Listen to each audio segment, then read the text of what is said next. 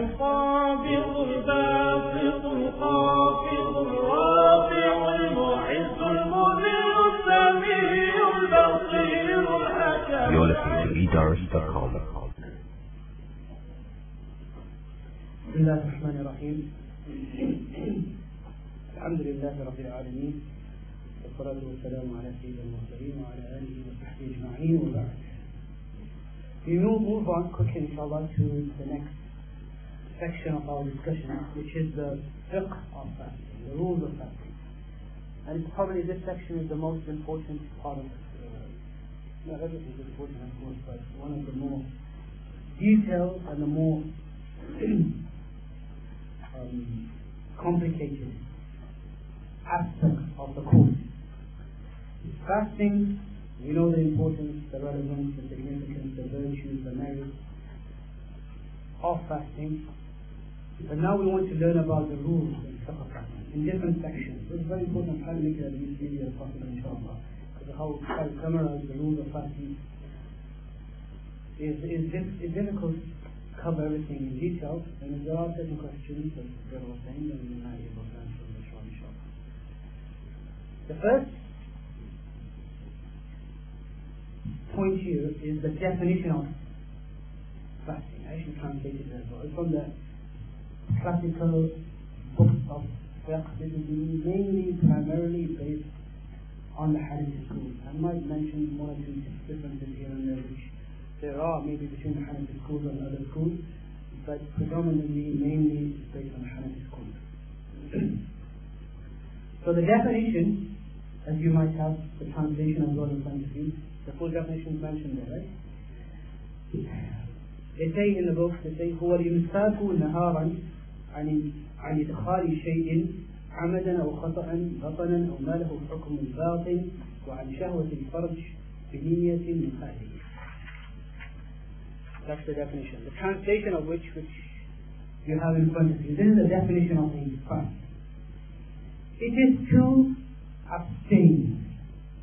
It is to refrain, abstain, stay away, avoid, withhold. During the day, nahar, from allowing anything to enter, whether deliberately or by mistake. Remember, by mistake is different from forgetting. I will explain this later on. Deliberately or by mistake. And going back to allowing something to enter, what? Batanan, or the stomach, or that which is in the same root category of the stomach, that which has the same rooting of the stomach, and abstaining and staying away during the day from allowing something to enter into the stomach and that which has the meaning of the stomach, and also abstaining from the shahwatul farj, the gratification of the sexual gratification. What translation do you have in that? Sexual gratification. Okay. بنية, with an intention, من أهله, from a person who is capable, who is able, who is fit to make an intention. Because some people are not, like a woman on a menstrual period, she can't make an intention because she's not eligible to fast. So a person who is capable to make this intention. This is a famous definition in Arabic given. Now just briefly I'll just explain this definition because most of the rules will come in their place, but staying away during the day, as you know, we know when time starts and we know ghurub iftar during the day. From something entering, allowing something to enter. Now there are certain things where deliberately and by mistake makes a difference, we'll come to them, but here mostly allowing anything to enter, deliberately or by mistake, into the stomach or that which has a rooting of the stomach, which means that allowing anything to enter in any of the in the stomach, and also to the brain of the area of the body, the stomach or the brain. These are two areas. The normal general principle is, which I will explain in detail further along, I don't want to discuss more of these rules in the definition, is that if anything enters the body through the regular channel, through the nose, through the mouth, through the nose, into what they say jawful batan or jawful dimag, into the cavity of the stomach or the cavity of the brain, then that inside gets fast. But we will discuss this in detail when it comes to the more clear. So, stomach or that which has the meaning of stomach. So if you want to explain that which has the meaning of the stomach, such as the brain. What does it say? Stomach or ma lahu hukmul batan, that which has the same ruling as the stomach, which means the brain. And it has to go through the normal channel. And the last part of the definition is avoiding and staying away from sexual gratification, which means, of course, sexual relations, and also includes sexual discharge, ejaculation, sexual discharge, male or female, even without sexual intercourse. And then there is a difference whether it's kafara, expiation, or qada, makeup, which I'll talk about. But in a fast, any kind of sexual gratification has to be avoided, just like any type of food has to be avoided. So sexual intercourse as well as any kind of sexual discharge, whether it's through, foreplay or whatever. So this is the definition. Okay, clear? This is the definition of a fast according to the Hanafi fiqh. That's number one. Number two, the next section is what's the ruling of fasting and what are the conditions that obligate a fast, necessitate a fast. What makes a fast necessary upon a person? Shurutu iftirabihi. Okay, what's the ruling of the fast? What's the status? It is a fast. You all know fasting is an obligation. Yeah? You all know. But what's the hukam? The hukam is Ya ayyuhalladhina amanu kutiba alaykum as-siyam.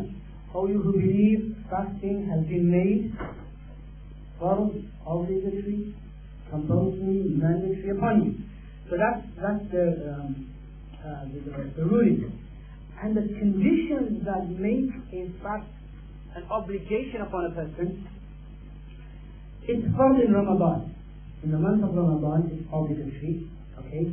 Also to make a qada, if somebody missed and they have to make up for them, make a qada, again, it's obligatory. Okay. And obligatory upon whom? Number one, the person is a Muslim, a believer. Because you see, the non-believers, the rules of Islam are not directed to them. This is the understanding of the scholars. There's only one rule directed to them: believe. They have to actually become believers. But all that we have the furu'at of Islam. The secondary aspect, the main is to embrace Islam. And then after that, these rulings of Islam, they are not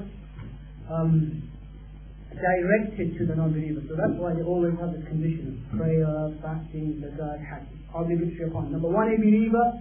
Number two, the person is sane. If you have someone who's insane, then just like the prayer is not obligatory upon them, fasting is not obligatory. But remember, I was just speaking to somebody yesterday, or yesterday or the day before, about insanity. This brother, he's actually one of our graduates as well, I remember, the day before yesterday. After graduating, he became an alim and scholar. He's working, really working, in prison. He didn't work with these same people or something. I think it was a general hospital or something like that. I don't know exactly. He was telling me that a lot of these people, what medically people are classed and termed as insane may not be an insane according to the Islamic terminology. Because according to Islam, there are different stages. According to Sharia, there are different stages. Like the first stage is what we say safaha. The one who has this is called a safih, a foolish person. That's the early level one. You have 3 levels of insanity. So that's the first level. The second level is abda, and the one who is affected by this level is known as ma'tur. The third level is junoon, and that's insanity. And the one who has this is called majnoon. So you have a safih, like Allah says in the Quran, يَقُولُ السُّفَهَاءُ, the foolish people say. Foolish people is not an insane person, he's just foolish.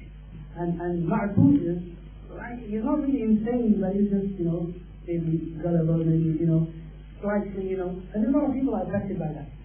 So, medically, this person might be called insane, But Islamically, he might just be ma'tuf. If he's able to have a conversation, he's able to eat, he's able to distinguish most of the time between what not to do and what to do.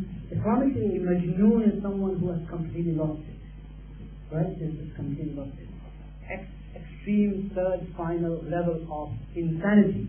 For that kind of person, no rules, no obligations. No salah, no zakah, no hajj, no nothing. Inshallah. Straight to Jannah.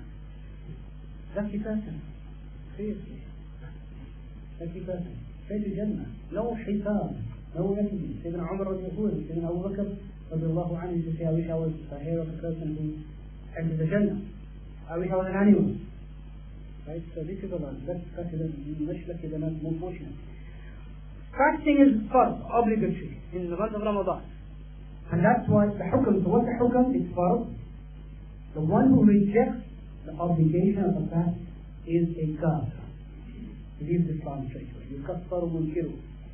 The one who rejects the obligation of the fast becomes a kafir, because of the verses of the Quran. And the one who, without any reason, leaves fasting, does not fast, is considered to be a fasiq, a sinner.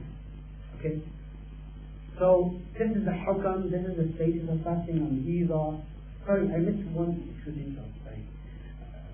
I said fasting was fard on a believer, and we said a sane person, so not on an insane. Number 3, somebody who's reached puberty.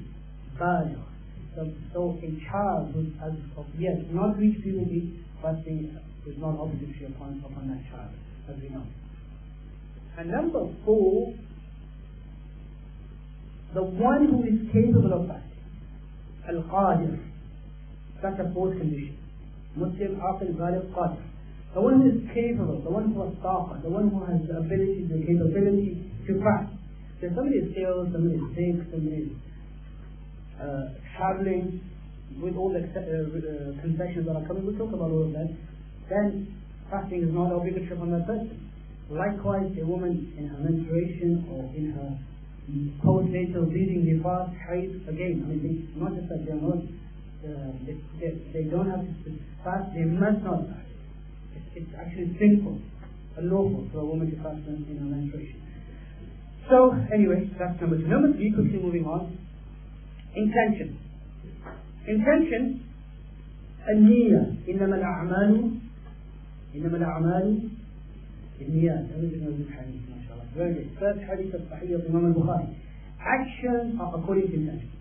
We have to make an intention. Clear intention that's for the sake of Allah subhanahu wa ta'ala.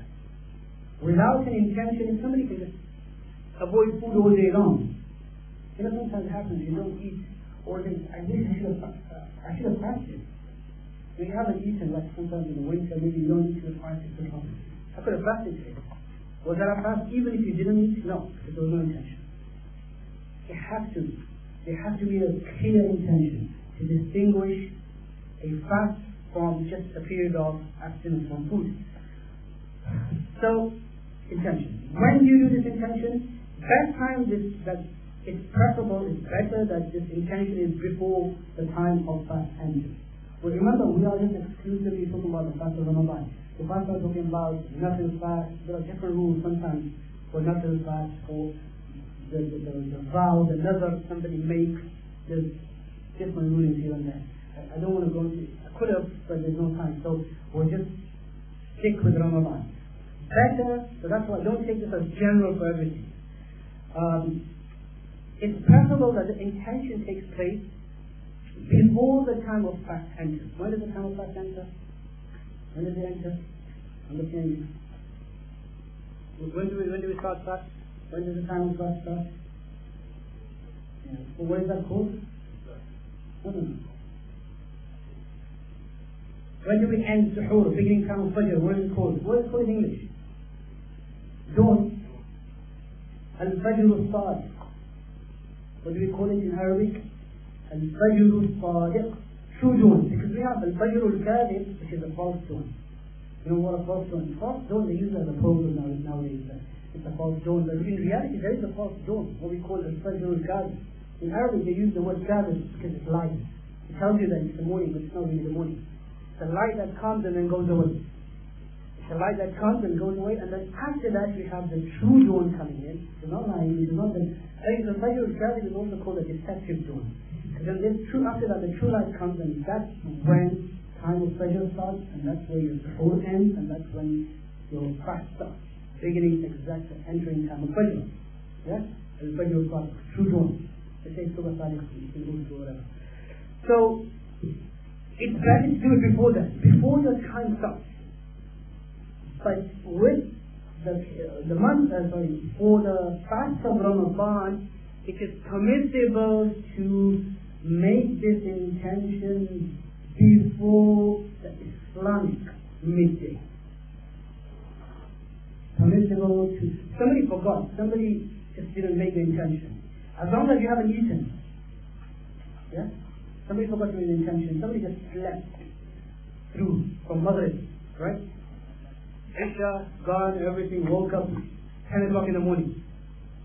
Slept from Asr the day before, woke up 10 in the morning. Now you slept, no intention, quickly make intention 10 in the morning.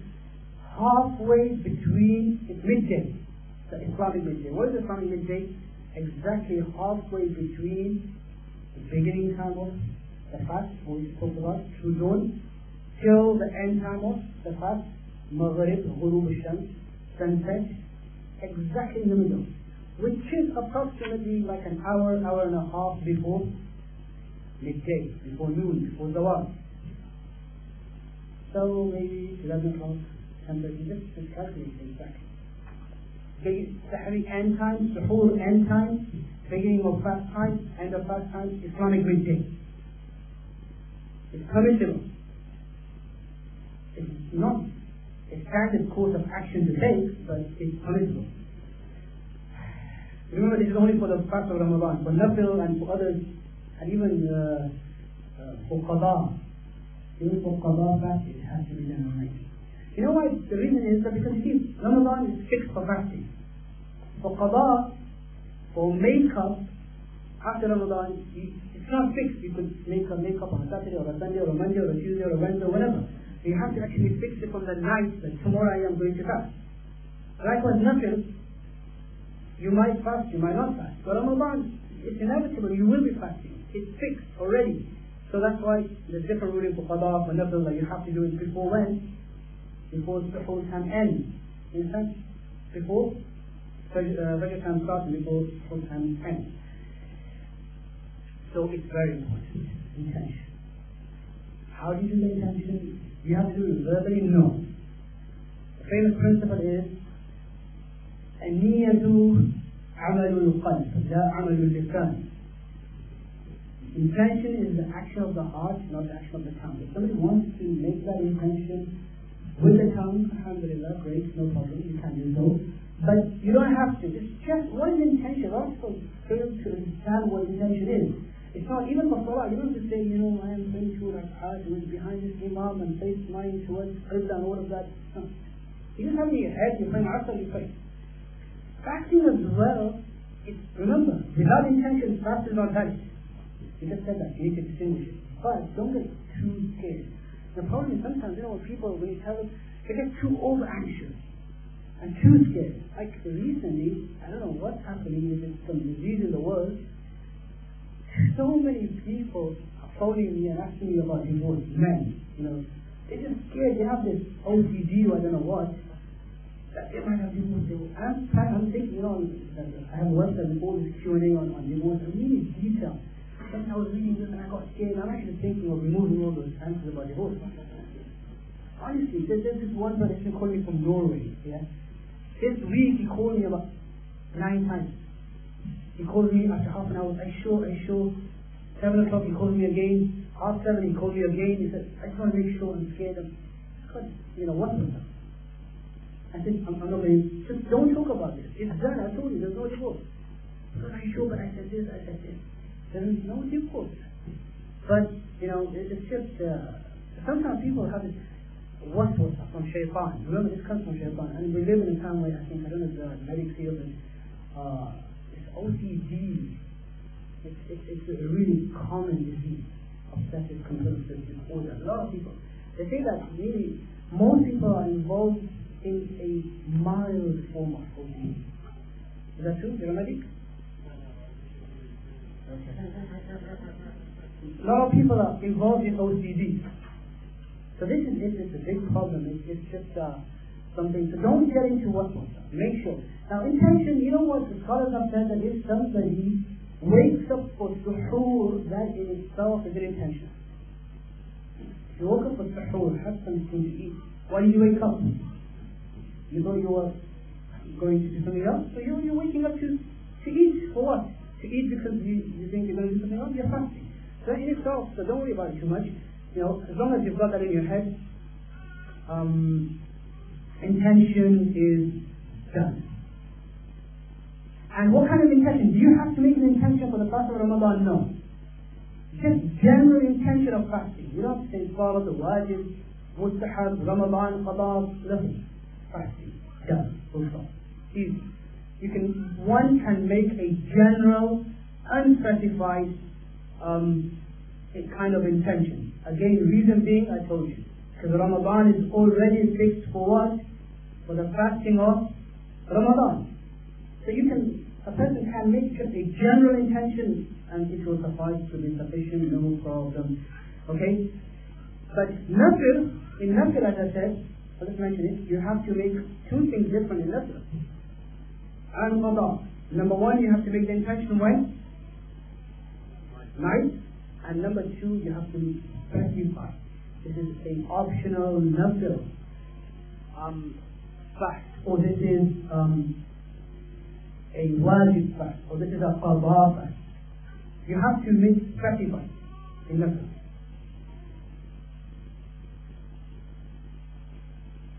So, as I said, you have to make it at night time. Sorry, there's one thing here. We changed it. I've made a mistake. For the night of fasting, it's only for the qada of Ramadan and the qada of a nafil. The makeup of a nafil that a person invalidated. So, how many things? What did I say? 2 things?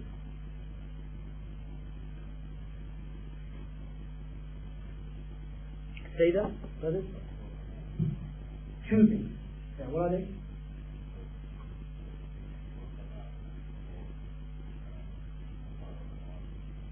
Qada of a nafil. You have to make intention at night for what? For the qada of Ramadan. Also a nafil fast which somebody broke. Remember when you invalidate a nafil fast, you have to make up for that as well. So people know that. So for that you have to do that night. Until now I was saying, I think we should stick to Ramadan anyway, but what I was saying about Ramadan, in Ramadan it's better to do it at night. You can do it before the midday, yes, from midday. And as I said, and after that I said, as far as what is concerned, qada and nafil. But don't say nafil. Nafil is with Ramadan. We have the fast of Ramadan. When can we make the intention? Before midday. You have nafil also before midday. The Messenger of the hadith for this. The Messenger sallallahu alayhi wa sallam, once he woke up in the morning, he came home, he said to Aisha radiallahu anha, do you have anything to eat? She said, no, it's in your bottom. I'm fasting. So anything to eat? I'm fasting. Now that was nafil. So because of that hadith, Ramadan and nafil, both. You can do it before Islamic midday. As far as qada is concerned, and also the qada of Ramadan or qada of nafil. That's simple. Qada of Ramadan, qada of nafil, you have to make the intention at night before the time of fast.